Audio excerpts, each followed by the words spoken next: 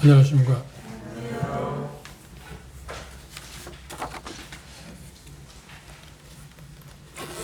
지난주에 영광 집회를 위해서 기도해 주신 여러분에게 감사의 말씀드립니다. 대다수 형제님이 하는 것처럼 영광교회는 제 절친인 이완경제님이 시작한 것이고, 제 기억으로는 제가 알기에는 고향에서 복음을 전해서 지금까지 성공적으로 그렇게 목회하고 있는 것이 아마 그 형제님 뿐일 겁니다.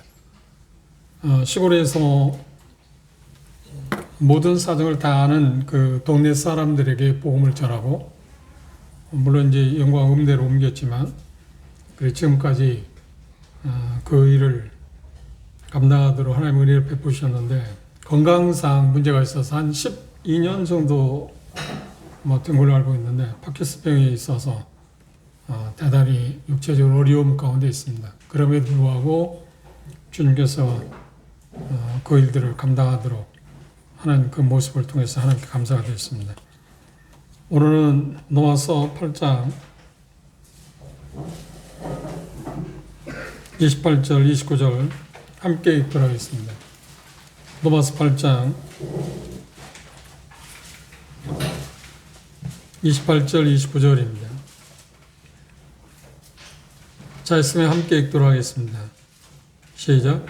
우리가 읽거니와 하나님을 사랑하는 자, 곧 그 뜻대로 부르심을 입은 자들에게는 모든 것이 합력하여 선을 이루니, 하나님이 미리 아신 자들로 또한 그 아들의 형상을 본받게 하기 위하여 미리 정하셨으니, 이는 그로 많은 형제 중에서 마다되게 되게 하려 하십니다.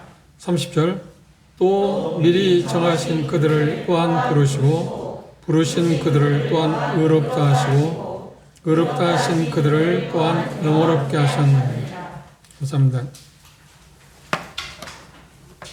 많은 사람들이, 성경을 아는 많은 사람들이 성경에서 가장 중요한 책이 뭐냐 할 때 공통적으로 이야기하는 게 로마서다. 그래서 성경의 정점이라고 이야기합니다. 그게 이의를 제기하는 사람이 거의 많지 않습니다.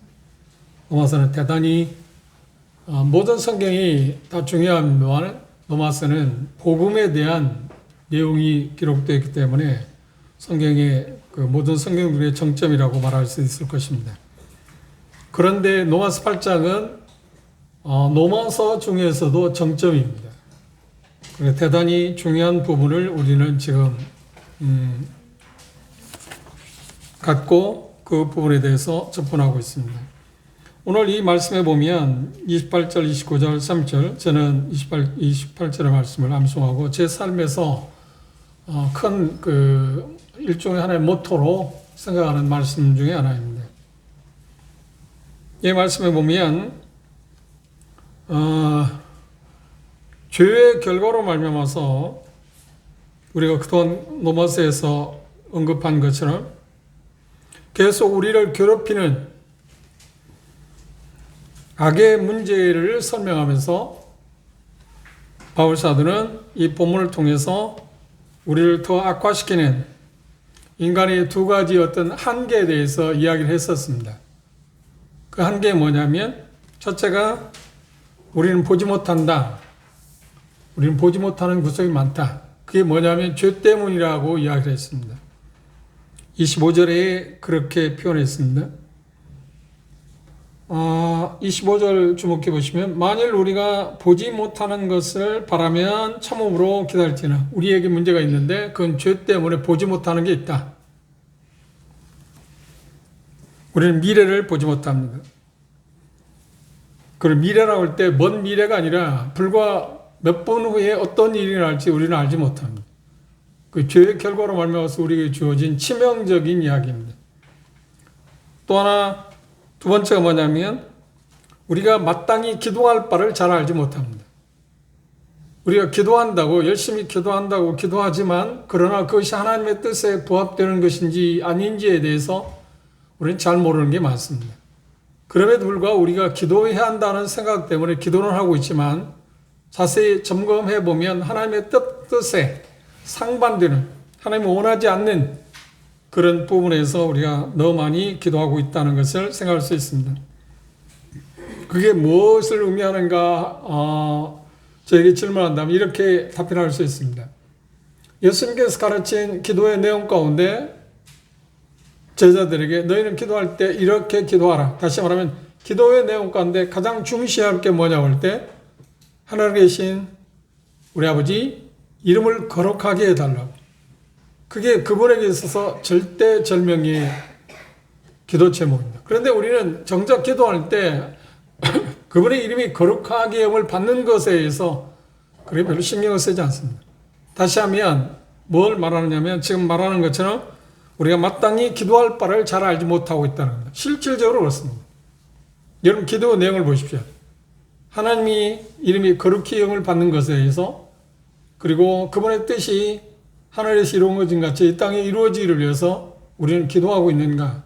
아니죠. 그런 부분에서 기도하기는 보다 우리에게 실질적으로 우리가 당면하고 있는 문제에 대해서 그걸 기도하지 말라는 거 아니고 기도해야 하지만 그러나 정작 하나님의 뜻에 가장 중요한 것에 대해서 우리는 놓치고 있다고 하는 겁니다. 그래서 우리가 마땅히 기도할 바를 잘 알지 못하고 있다고 26절에서 이야기하고 있습니다. 그런데 우리는 하나님의 뜻에 맞는 기도를 하기 위해서 우리는 노력합니다. 그리고 어떻게 보면 어떤 면에서 보면 우리가 하나님의 뜻에 맞기 때문에 하나님께서 우리의 기도에서 응답하신 경우도 있고 또 하나님의 뜻에 맞지 않기 때문에 하나님께서 응답하시지 않은 경우가 허다합니다. 그럼에도 불구하고 우리는 하나님을 향해서 뭐라고 항변하느냐면 왜 하나님께 기도하면 들어주신다고 그랬는데 왜 기도에 응답이 없을까요? 정작 기도에 응답이 없을 때 우리가 생각할 건 뭐냐면 우리는 하나님 기도할 때 그 하나님의 뜻을 잘 알지 못하고 있다고 하는 것을 먼저 생각하고 나서 응답이 되어지지 않은 것은 하나님의 뜻에 부합하지 않기 때문에 하나님이 응답하시지 않았다고 이해하고 그렇게 받아들이는 것이 우선적일 거라고 생각하는데 그건 전혀 생각하지 않고 하나님이 기도에 응답하지 않은 것에 대해서만 투정하거나 어떤 의문을 제기하는 경우가 있습니다.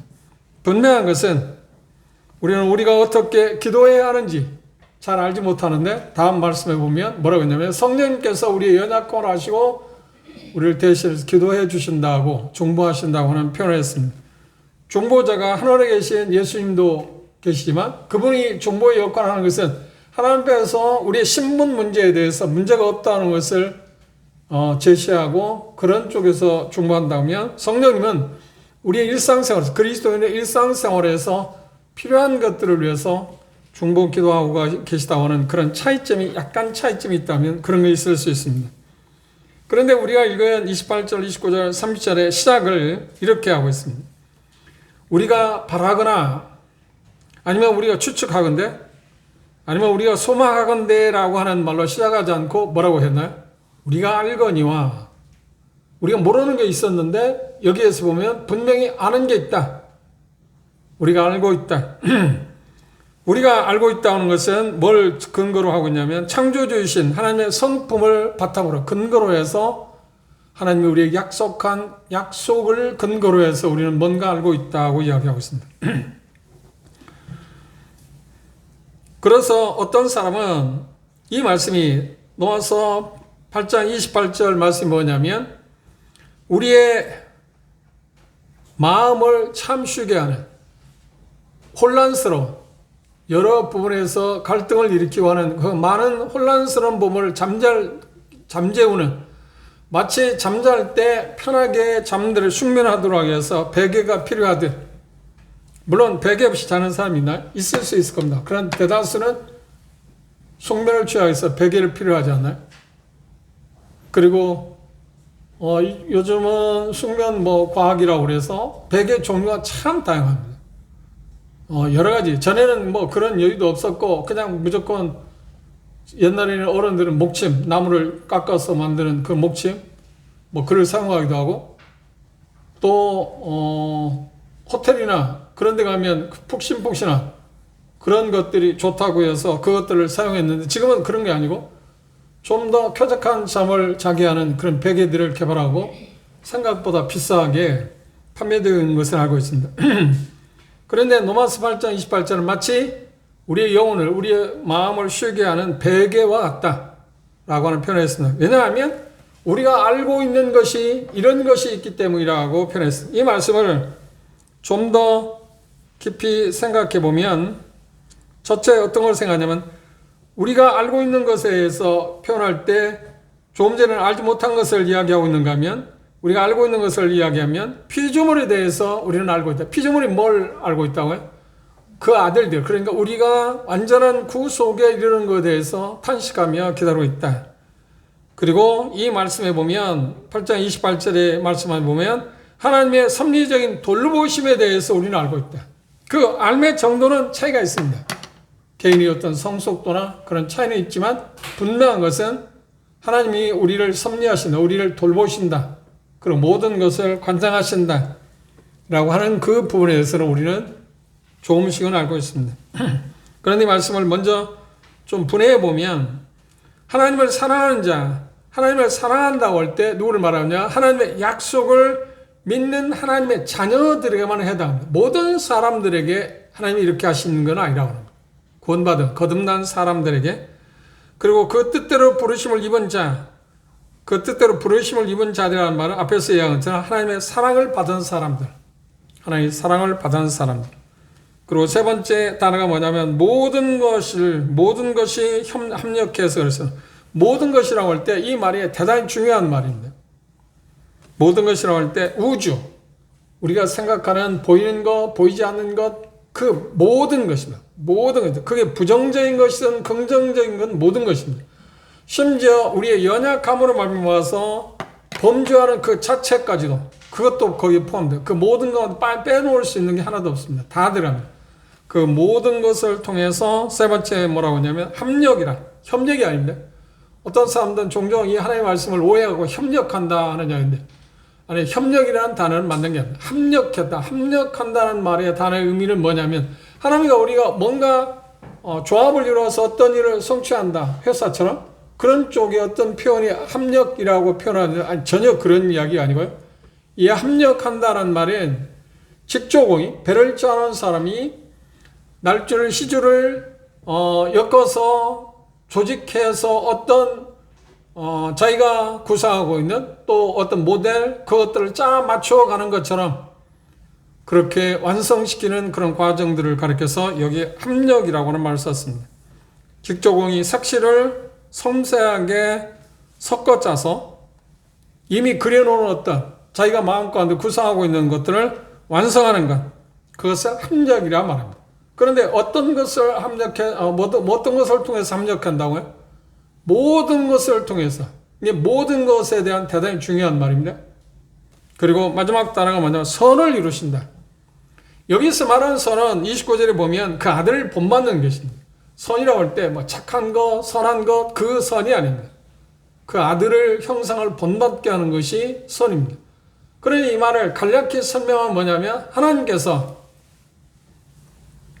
그 사랑하는 자, 그리고 다른 표현하면 뜻대로 부르심을 연 거듭난 사람들에 한해서 모든 것, 그들이 우리가 다는 그 어떤 것도 하나도 빼놓지 않은 모든 것을 다 짜맞춰서, 직조공이 배를 짜는 것처럼 다 짜맞춰서 그때그때마다 적절하게 짜맞춰서 어떤 것에 이르게 한다고요? 목표는 뭐라고요? 그 아들의 형상을 이루어가는데 그것들을 하나님이 섭리하신다. 이것처럼 놀라운 말씀이 없어요. 그것에 대해서 바울 사도는 뭐라고 하냐? 우리가 그걸 알고 있다. 우리가 그걸 알고 있다. 그럼 여기서 우리가 질문해야 하겠습니다. 여러분 그것을 알고 계십니까? 하나님이 어떤 분이라고요? 우리의 모든 것을 통해서 그 아들의 형상을 본받도록 하기 위해서 일하시는 분이라고 하는 것이 우리가 아는 것이다. 바울 사도는 그렇게 말해요. 이걸 알고 모르는 것 그거 차이? 그리고 알의 정도의 차이는 우리의 신앙생활에 지대한 영향을 끼칩니다. 그걸 알지 못한다고 생각하면 우리는 어떤 일을 실수나 어떤 것을 저질렀을 때 우리는 하나님의 불평하거나 원망할 수 있습니다. 그러나 조금 전에 김나영이 그런 표현을 했습니다만 그 모든 것, 부정적인 것, 우리가 원하지 않는 것, 그 모든 걸 통해서 하나님이 선을 이루실 거라고 하는 것을 알게 된다면 감사할 수 있습니다. 그렇죠? 정말 감사할 수 있습니다. 그걸 알지 못하면 우리는 투정하고 불평할 수밖에 없습니다. 왜? 왜 납니까? 왜 우리 가정입니까? 그렇게 말할 수 있지만 이것을 안다고 하면, 그런 하나님이라는 사실을 믿는다고 하면, 안다고 하면 우리는 그걸 통해서 하나님께 감사할 수 있다고 성경은 우리에게 이야기했습니다. 이 말씀을 우리가 생각할 때 첫째 중요한 것이 뭐냐면, 하나님 우리의 삶 속에서 하나님의 일을 이루십니다. 하나님의 일은 뭘까요? 이 말씀에서 노아서 8장 28절에서 하나님의 일은 뭘까요? 그 아들의 형상을 본받는 것이, 그 아들처럼 예수 그리스도처럼 만드는 것이 그분의 목표입니다. 그 일을 위해서 하나님은 계속 일하고 계시다. 그 일은 우리가 당하는 여러 가지 환경들, 사람들, 그 모든 것을 통해서 그 일을 지금 하나님께 하고 계시다. 그걸 믿으셔야 합니다.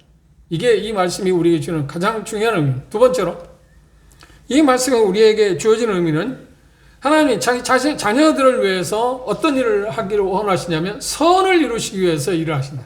선은 뭐라고 했나요? 그 아들을 닮도록 하는 것입니다. 그 아들을 닮도록. 그게 그분에게 유일한 목표입니다. 바꿔 말하면 우리에게 이 세상에 어떤 질병을 없앤다든지, 우리 필요한 어떤 것들을 도와준다든지, 그런 것도 물론 필요하지만 그것은 궁극적인 게 아니고, 궁극적인 목표는 뭐냐면 그 아들을 닮게 하기 위해서 그분은 계속 일하고 계시다.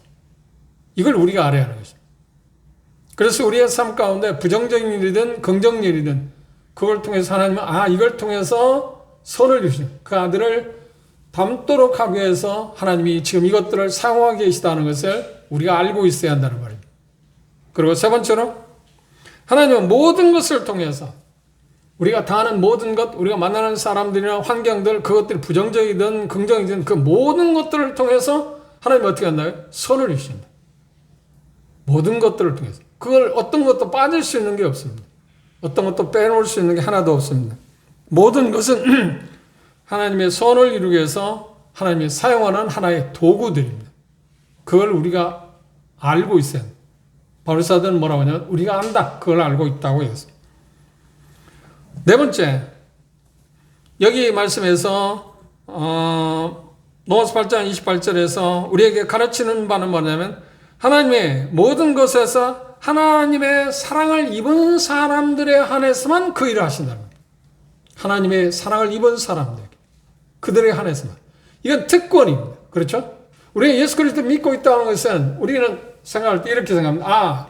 멸망받지 않고 하늘을 물론 그건 맞습니다. 그러나 궁극적인 것은 그게 중요한 게 아닙니다.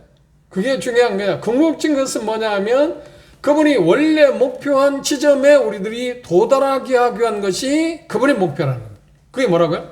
그 아들의 형상을 입는 것입니다. 그것을 뭐라고 하냐면 우리가 알고 있는 아버지 집이라고 해요. 그 아들의 형상을 완전히 입고 그런 삶을 살게 하는 것이 어디냐면, 혹자들이 말한 것처럼 천국이라고 말하고, 성경에서 말하는 대로는 제가 표현하고 싶은 것은 아버지 집입니다. 영원한 천국. 그것이 그분에게서 가장 중요한 목표 지점입니다. 완성이 바로 그것입니다. 우리를 구속하고 우리의 삶에서 필요한 것들을 공급하고, 그것도 필요한 것이지만, 그러나 그것들은 어떤 것이냐면 하나 부수적인 것에 불과합니다. 그런데 우리는 부수적인 것에 매달려 살고 있잖아요. 그것만 우리는 그것들에서 몸부림치고 있어요. 왜 이것이 안 되는가? 이렇게 해줘야 한다고 하는 쪽으로 생각합니다. 그러나 하나님의 가장 궁극적인 목표인 그 아들의 형상을 본받기, 선을 이루시기 위해서 일하신다고 하는 어떤 사람을 위해서? 사랑하는 사람. 그분이 사랑하는 사람들을 위해서 그 일을 하신다고 합니다. 그러면 내가 거듭났다. 하나님의 자녀라고 하는 말이 뭘 말하는가? 이 특별한 특권을 우리가 갖고 있어요. 그 어떤 특권이라고요? 그 아들을 본받을 수 있는, 그 아들처럼 되는 것입니다. 그것이 우리에게 주어진 최고의 복이라고 하는 것. 그걸 위해서 하나님은 계속 일하고 있어요. 그 다음 여기 말씀해 보면 다섯 번째로 노아서 8장 28절에서 이야기하는 건, 사랑하는 자 또한 그 뜻대로 부르심을 받은 사람들에 한해서 이야기하고 있습니다. 그러니까 그 뜻대로 부르심을 받았다는 말이 뭐냐 할 때 29절에서 이어나가서 이야기합니다. 29절 보면, 하나님이 미리 아신 자들로 또한 그 아들의 형상을 본받기 위하여 미리 정하셨다. 미리 아신 자. 그걸 신학적인 요람을 예지라고 해요. 미리 안다. 그 말은 이미 어떤 것이 조성되기 전에, 어떤 것을 만들기 전에 이미 계획해놨다. 미리 알았다. 그게 하나님에게 주어진, 하나님이 가지고 있는 속성입니다. 사람은 전혀 그걸 알지 못하잖아요. 이게 전능하신 하나님이라고 하는 표현 가운데 포함되어 있는 게 바로 그거는 미리 아신다. 모든 걸 아신다. 그래서 그 말을 어렵게 말하면 섭리 가운데, 우리는 하나님의 섭리 가운데 있다. 하나님의 섭리 가운데 있다고 하는 이야기를 할 수 있습니다. 미리 아신 자입니다. 그러니까 우리를 돌보고 우리를 구원하고 우리의 삶에서 어떤 것을 헤쳐나가게 하고, 그리고 지금 우리가 본 것처럼 궁극적으로 그 아들의 형상을 본받게 하기 위해서 그분이 우리를 선택했는데, 어떻게 미리 알고 우리를 전혀 그것에 반응을 보이거나 생각조차 하지 않았을 때 그분을 미리 알았다. 미리 알았다는 것이 우리에게 주는 의미는 뭘까요? 이건 대단히 효과적인 이야기입니다. 그분이 우리를 부르셨을 때, 그 아들의 형상을 본받기 위해서 우리를 부르셨을 때 우연찮게 아무 계획도 없이 때가 되니까 어떤 필요에 의해서, 아니 그게 아니고 이미 우리가 전혀 생각하지 않는 어떤 것이 일어나기 전에, 어떤 상황이 발생하기 전에 이미 아셨다. 그리고 계획했다는 말. 이게 얼마나 중요한 이야기냐면 그 말이 우리가 주는 의미는 그 어떤 것도 변개시킬 수 없다는, 바꿀 수 없다는 것이 이 말씀에 강조되어 있습니다. 그리고 다음에 뭐랍니다. 미리 아신 자들을 어떻게 했나요? 그들을 여기 표현 말씀에 보면 그 아들의 형상을 본받기 위하여 미리 정하셨다. 이제 아신 자들을 정하셨다. 택했다고 하는 말입니다. 그 예정론이라고 하는 것에 대해서 어려움이 있습니다만, 예정에 대해서 성경 분명히 말하는 것은 예정에 대해서 이야기하고 있습니다. 그런 예정론에 대해서 약간의 문제를 가져올 수 있습니다만, 예정하셨다. 그 택했다고 하는 건 언제? 창세 전에. 창세 전이라는 말은 창세기 1장에서 나오는 창세 전에 라고 하는 말하고, 요한복음 1장에는 창세 전이라는 말은 엄청난 시간 차이가 있습니다. 창세기 1장에 창세라고 하는 말은 이제 우주가 발생하기 시작할 때 시점이라고 하면 어떤 시작의 기점이 있습니다. 그러나 요한복음에 예수 그리스도의 창세 전에 그분에 대해서는 시작이 없었어요. 시작이 없어요. 그래, 이 에베소서 창세 전에 나올 때 시작이 없었다. 그분의 계획 가운데 우리를 아셨고, 그분의 계획 가운데 우리를 예정하셨다. 택했다. 이것은 변함이 없는 성경의 진리입니다. 예정론에 대해서 약간 문제가 있고 어려움이 있습니다만 그것 갖고 이야기할 부분은 아니고요. 우리를 정하셨다고 그랬습니다. 사도행전 4장 한번 참조해 볼까요?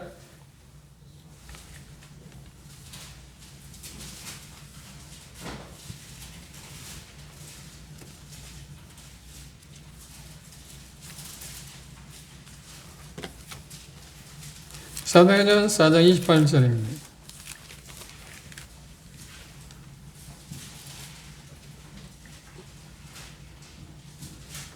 하나님이 권능과 뜻대로 이루려고 예정하신 그것을 행하려고 이 성에 모였다.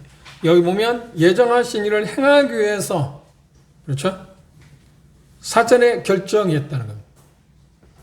분명히 뭔가요? 예수 그리스도에서 십자가 못 박혀 돌아가심으로 우리를 구원하실 것이 이미 사전에 예정되어 있었다. 계획되어 있었다. 라고 하는 표현을 그렇게 이야기하고 있습니다. 그런데 정하신 이유가 뭔가요? 하나님의 아들을 본받게 하기 위한 것. 그리고 또 하나는 뭔가요? 예수 그리스도는 형제 중에서 맏아들이 되게 하기 위해서라고. 그런 표현을 했습니다. 그 다음 30절에 보면 다시 본문으로 돌아와서 로마서 8장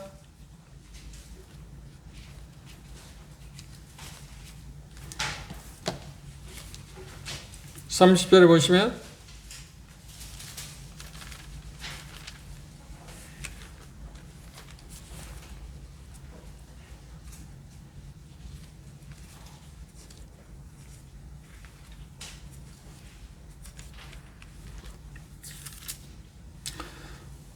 또 미리 미리 정하신 그들을 또한 부르셨다. 세 번째 뭐냐?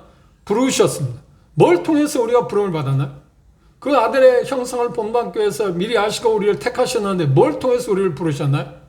그렇습니다. 복음으로. 복음을 통해서 부르셨습니다. 복음이 아니고서는 그분의 사랑을 받거나 그분의 뜻에 의해서 사랑을 받는 자로 우리가 선택받을 수 없다는 겁니다. 하나님이 딱 정하신 게 뭐냐? 하나의 수단이 뭐냐? 복음이라는 걸 통해서 우리를 부르셨다. 이 복음의 가치, 복음의 유대성, 그건 아무리 강조해도 부족한 것이다.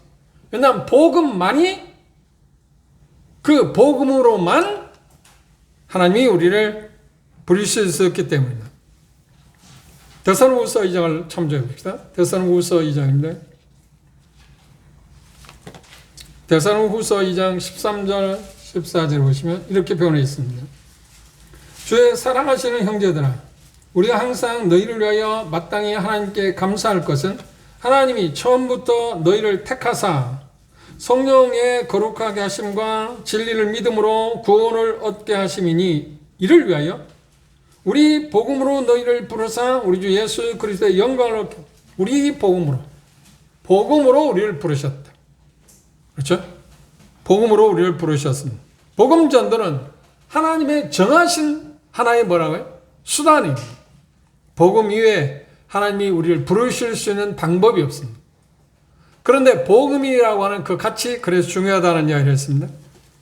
그래서 이 복음과 믿음을 갖고 있는 사람의 관계는 뗄래야 뗄 수가 없습니다. 왜냐하면 복음으로서만 우리를 부르셨기 때문에 그렇습니다. 네 번째, 3절 하반절에 보면, 그리고 자, 미리 하신 자들, 그리고 그들을 정하셨고 이제 복음을 우리를 부르셨습니다. 그는 뭐를 하시겠다? 의롭다 하셨다. 그리고 그들을 의롭다 하셨다고 그랬습니다. 자, 30절 다시, 또한 미리 정하신 그들을 또한 부르시고, 또한 부르신 그들을 또한 의롭다 하시고, 복음으로 우리를 부르셨을 때 우리에게 오는 혜택이 무엇이었나요? 칭의라고 하는 의롭다함을 받게 된다. 우리가 계속해서 로마서 3장 후반부부터 계속 이야기해 왔던 그런 진리입니다. 우리가 의롭다함을 얻게 되었습니다. 이것이 어떤 거냐면, 신학자들은 뭐냐면 유효적 부름이다 라고 하는 표현입니다.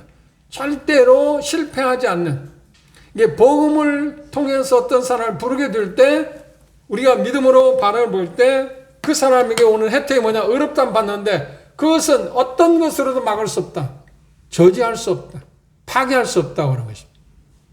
이게 복음의 능력이 그렇습니다.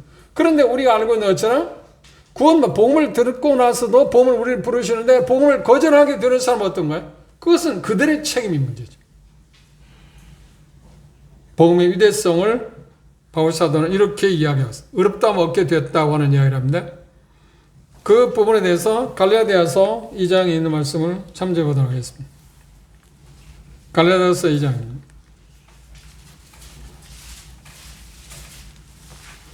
갈라디아서 2장 17절,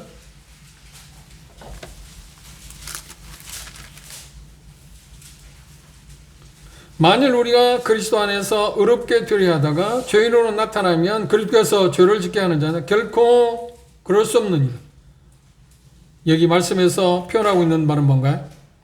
우리는 복음으로 말미암아서 하나님과 예수 그리스도와 연합되어 있기 때문에 우리에게 주어지는 혜택이 뭐냐면 의롭다함을 받겠다. 그걸 칭의라고 이야기했습니다. 칭의 문제에 대해서는 로마서 3장 20절 이하에서 계속 언급해왔고 우리가 공부한 그런 부분입니다. 그 다음 마지막으로 여기 말씀에 보면 3절 하반절에 보시면 의롭다 하신 그들 뭐라고 한다? 또한 영화롭게 했다. 영화롭게 했다는 게 뭐냐면 하나님께서 예수 그리스도의 복음을 통해서 우리를 부르신 최종 정점입니다. 목표 지점입니다. 그걸 영화롭게 한다.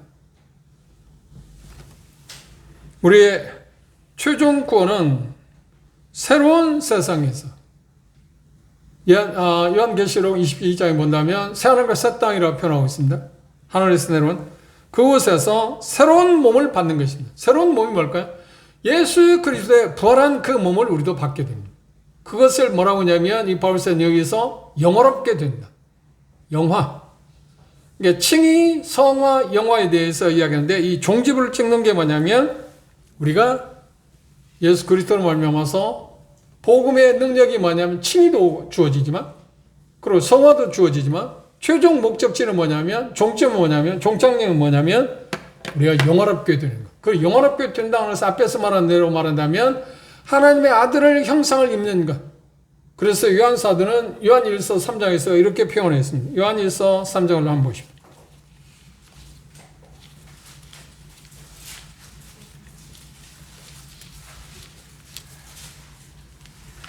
요한일서 3장 1절 이하 말씀 보면 보라 아버지께서 어떠한 사랑을 우리에게 주사 하나님의 자녀라 일컬음을 얻게 하셨는고 우리가 그러하도다. 그러므로 세상이 우리를 알지 못하면 그를 알지 못함이라. 2절 사랑하는 자들아 우리가 지금은 하나님의 자녀라. 장래에 어떻게 될 것을 아직 나타나지 아니하였으나 그가 나타나의 심이 되면 우리가 뭐라고요?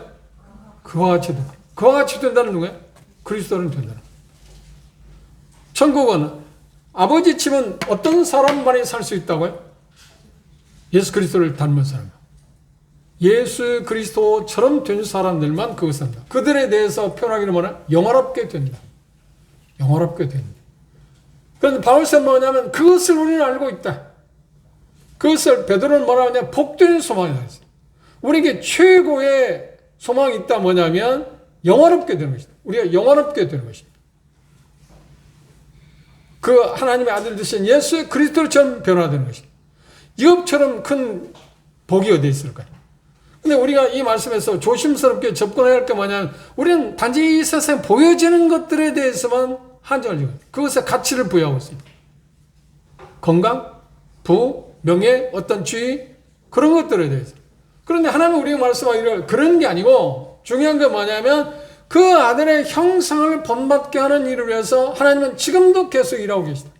어떻게? 어떤 차원을 모든 것을 통해서. 그분이 하시는 가장 중요한 목표는 바로 그분의 아들처럼 우리를 변화시키는 것입니다. 그래서 변화시키는 목적이 뭐라고 했나요? 아들 되신 예수 그리스도를 맏아들 그리고 우리는 찾아 다음 순서의 사람이 되게 하기 위한다고 하는 그런 표현으로 쓰여 있습니다.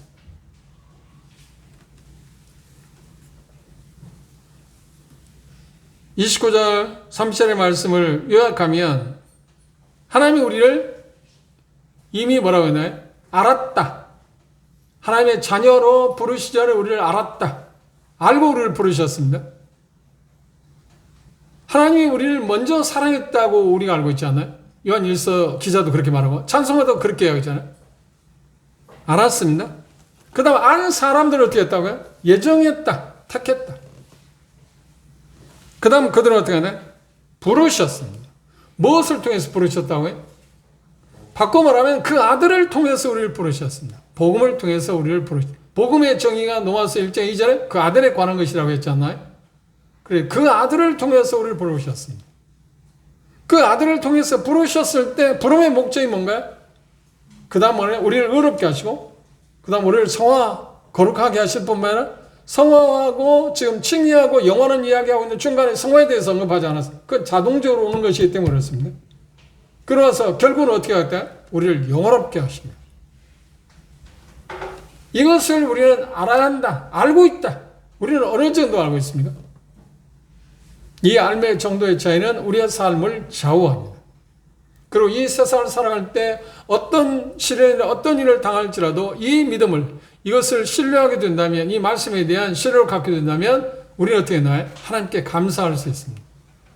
제가 모두에서 말씀드린 것처럼 로마서 8장 28절을 제 삶의 모토로 생각하고 나와 있잖아요. 내게 이루어지는 그 어떤 것이든지 하나님이 이걸 통해서 뭘 하실 거라고 알고 있기 때문에 믿기 때문에 그 아들을 본받게 하게 한 거다. 그래서 어떤 것이 됐든 그것 때문에 하나님께 감사해요. 그 자체는 불의한 것일 수도 있고 그 자체는 덕이 안 되는 것일 수도 있고 그 자체는 부정적인 것일 수 있습니다. 그런데 그걸 통해서 하나님의 선을 이루신다는 것을 믿는다고 하면 그걸 안다고 하면 어떤가요? 그것 때문에 하나님 우리는 안절부절 못하거나 불안하거나 두려워하지 않고 어떻게 하나요? 하나님 감사할 수 있잖아요. 목표가 그러니까 그 모든 것들을 통해서 하나님께 우리를 그리스도처럼 변화시킨다. 그래서 제가 언젠가 그런 표현을 했습니다. 하나님은 검정실도 필요한다. 검정실. 교실에 보면 자주 예수 그리스도 피로 말미암아 죄사함 받은 사람들의 옷이 뭐냐면 흰옷이라고 표현되어 있습니다. 깨끗하다. 여기 말씀에서 표현한다면 칭의, 의롭다 받았다. 그런데 검정실은 부정적인 거지 않아요? 검정실은 뭔가요? 우리의 삶 가운데 그리스도의 삶을 살아가는데 잘못한 게 있잖아요. 범죄하는 것도 있잖아요. 그것조차도 하나님께 드리면 그걸 가지고 어떻게 집중할 때 어떻게 한다고요? 선을 이루는 데 사용한다. 그 아들을 본받게 하는 데 사용한다. 이 하나님이 얼마나 놀라우신 분입니까? 이 세상의 모든 세계에서는 우주에서 이런 능력을 갖고 계시면 하나도 없어요. 우리는 어떤 그 목표를 달성하기 위해서 그 일을 성취할 수 있는 가능성이 있는 사람을 선택하지 않나? 그런데 하나님이 우리를 선택할 때 그런 가능성이 전혀 없는 사람들. 전혀 없는 사람. 100을 이야기한다면 그 중에 1도 없던 사람이야. 1도 없던 사람이야. 그럼 우리는 무가치한 사람 아닌가?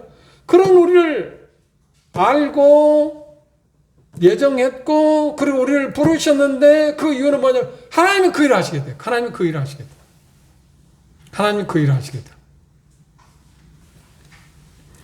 제가 오늘 이 부분에 대해서 묵상하면서 이런 생각을 새삼스럽게 와닿은 게 하나 있습니다. 그게 뭐냐면 죄란 무엇인가? 죄란 무엇인가? 죄라고 뭐냐 할 때 우리는 일반적으로 우리가 짓는 죄에 대해서 이야기하잖아요. 그런데 성경에서 말하는 죄란 우리가 어떤 것을 행하고 선택하기 이전에 이미 우리들 자신들이 그렇게 돼 잘못되어 있기 때문에 우리에게 가져다 주는 대단히 어떻게 우리를 억조이고 얽매이고 우리로 하여금 노예로 만들게 하고 우리로 하여금 비생산적인 일을 하도록 이끌어가는 것이 죄입니다. 그렇죠? 우리하고는 상관이 없는 거예요. 그리고 또 하나 그것이 성경에서 말하는 죄라고 하면 죄를 이길 수 있는 힘은 우리에게 하나라도 있나요? 그래, 1도 없다. 근데 우리는 종종 이에서 이기기 위해서 우리들 자신들이 뭔가 노력해야 한다는 생각을 하지 않나요? 그 노력은 이런 노력은 필요합니다. 성령님께서 우리 안에서 그 일을 하실 때 우리가 그분에게 순종하고 그 일을 할 수 있다는 믿음을 갖고 그분에 의탁한다고 하는 의미에서 노력이 아니고 우리가 죄를 이길 수 있다는 자원에 우리를 자진한 힘에 의해서 그걸 이길 수 있다고 하는 그것은 성경이 아니라는 말이에요. 이 차이를 우리가 분명히 알고 있어요. 그런데 우리는 죄를 지을 때마다 어떻게 하냐면 내가 어떻게 해서 이 죄를 이겨봐야지. 가능성이 없습니다. 가능성이 없습니다. 그건 역시 어떻게 해요? 예수 그리스도의 은혜로만 그게 가능합니다. 그래서 모든 것이 합력의 선을 이룬다고 할 때 하나님이 바로 그 일을 하신다는 거예요.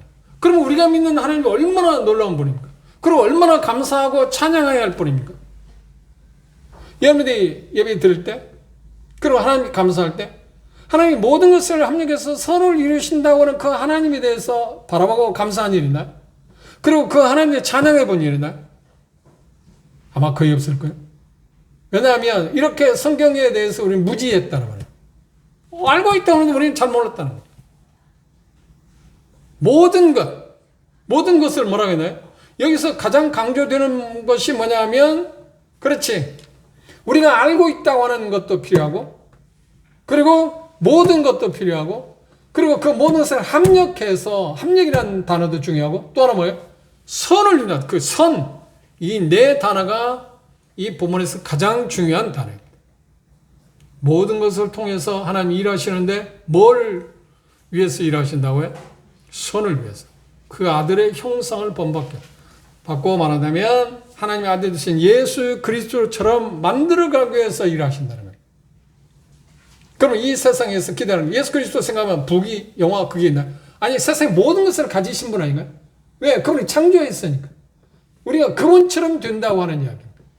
그런데 그것을 우리가 알고 있다면 이 세상에서 어떤 것을 더 많이 갖고 해서 뭔가 부족하고 뭐가 상실했다고 해서 낙심하고 두려워할 필요가 있을까요? 아니죠. 왜? 우리는 궁극적으로 모든 것을 소유하는 사람이 될 거예요. 어떤 것을 소유하느냐 하느냐 중요한 게 아니라 먼저 우리는 생각해야 할 게 뭐냐면 세상의 가치는 뭔가요? 뭘 소유하고 뭘 누리고 그것을 생각하고 있는데 어떤 사람이 되느냐에 대해서 별로 관심이 없죠. 근데 하나님의 관심 뭔가요? 뭘 소유하느냐가 중요한 게 어떤 사람으로 만들 거냐 하는 것이 그분의 관심사랍니다. 왜? 그게 최고의 가치니까. 그 아들의 형상을 본받게 하기 위한 것이. 그분이 지금도 우리를 구원하자마자 사랑하는 자라고 했어요. 뜻대로 부르심을 입은 자들이라고 그랬잖아요. 그들에 한해서만 그 일을 하신다는 거예요. 모든 것을 통해서 그분이 그 일을 성취하기 일하고 있다. 그런데 그 성취는 그 일을 성취하는데 누구 막을 수 있는 사람이 있나요? 방해할 수 있는 사람이 있나요? 전혀 없다. 어떤 노력을 방해할 수 없다. 그것이 31절 이하의 로마서 8장 끝절에 나오는 네 가지 부정적인 질문을 던짐으로 말미암아서 종집을 찍습니다. 그 누구도 이것에 대해 이 질문한 것에 대해서 항변할 사람이 없다. 그건 대단히 중요한 메시지입니다. 그래서 여러분이 다음 오실 때 로마서 8장 31절에서 잘 아는 말씀, 39절에 있는 말씀까지 한번 생각해요. 이 네 가지 바울사는 질문합니다. 모든 창조 피조물들을 향해서 그렇게 대답합니다. 자기 자신을 포함해서 그렇게 말합니다. 하나님이 쉽게 말하면 누군가가 위한다면 누가 그것에 방해할 사람이 있을까? 하나님이 의롭다 하시는데 누가 그 사람에 대해서 정죄할 수 있을까? 누가 하나님이 그 편에 섰다면 누가 대적할 수 있는 사람 누가 있을까? 하나님이 우리를 정말 사랑한다고 하면 누가 그 사랑에서 끊을 수 있을까? 그 누구도 방해할 수 없다고 하는 말이에요. 어떤 면에서 방해할 수 없다고요? 지금 앞에서 이야기한 것처럼 그 아들의 형상을 이루기 위해서 그분이 하시는 일에 대해서 그 누구도 그 어떤 것도 방해할 수 없다. 그 어떤 것 가운데 빼놓을 수 없는 것이 뭐냐면 한번 잠시 우리가 접근해 볼까요? 38절에 보면 내가 확신하노니 사망이나 생명이나 천사들이나 권세자들이나 현재일이나 장래일이나 능력이나 높음이나 깊음이나 다른 아무 피조물이라고 할 때 누구도 들어간가요? 나도 들어가요. 나도. 그 어떤 것도 방해할 수 없다. 이 완벽한. 왜요? 이유가 뭘까요? 그분이 전능자이시다. 창조주시기 때문에. 그분이 약속한 것은 말씀드린 것처럼 창조주이신 하나님의 약속에 근거한 것입니다. 우리는 그걸 향해서 지금 가고 있습니다. 여러분이 바라보는 종착역은 어딘가요? 예수 그리스도를 믿는 형제 자매들로서 거듭난 사람으로서 여러분이 바라보는 종착역은 어디입니까? 그 아들을 닮는 것입니다. 이게 우리의 최종 종착역입니다. 그 일을 위해서 하나님은 지금 계속 일하고 있어요. 그런데 우리는 그 하나님에 대해서 제한시켜 놨잖아요. 마치 우리의 일상생활에서 뭔가 필요한 것을 공부하시는 거, 그건 해요. 않는 게 아닙니다. 그런데 그건 부수적인 것이고요. 그런 모든 것들을 통해서 그분이 궁극적인 목표는 그 아들의 형상을 본 그리스도처럼 만든 그 아들 되신 예수 그리스도처럼 우리를 만들기 위해서 그분이 일하고 계신다는 사실을 바울사는 뭐라 했냐? 우리는 안다. 우리는 그걸 확신한다. 그 일에 대해서 그분이 창조주이시기 때문에 전능하신 분이기 때문에 그 어떤 것도 막을 수 없다. 그 막을 수 없다는 말이 반드시 실현된다. 그래서 그 실현된다는 것을 요한계시록을 통해서 그것이 어떤 과정을 통해서 하나님이 그걸 성취하실 것인가를 확실하게 종집을 찍은 것이 뭐냐면 요한계시록 끝부분입니다. 요한사도는 밤모섬에서 하나님 예수 그리스도에서 요한사도에게 장래에 될 일들을 계시할 때 그 중간에 있을 환난 기간에 무슨 일이 있고 하는 것을 이야기했습니다. 그리고 종집으로 뭔가요? 우리는 다 그 아들의 형상을 담게 됩니다. 그래서 그분이 약속한 것이 성취된 곳에서 우리는 삶을 누리는 영원히 말대로 영생하게 될 거다.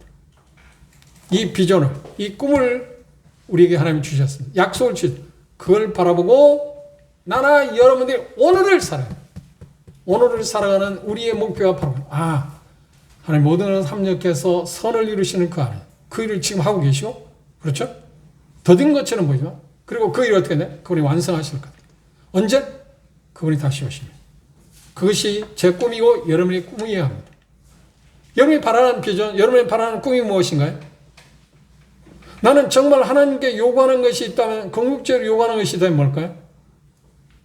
바로 그 아들을 닮는 것이야 합니다. 기도합시다.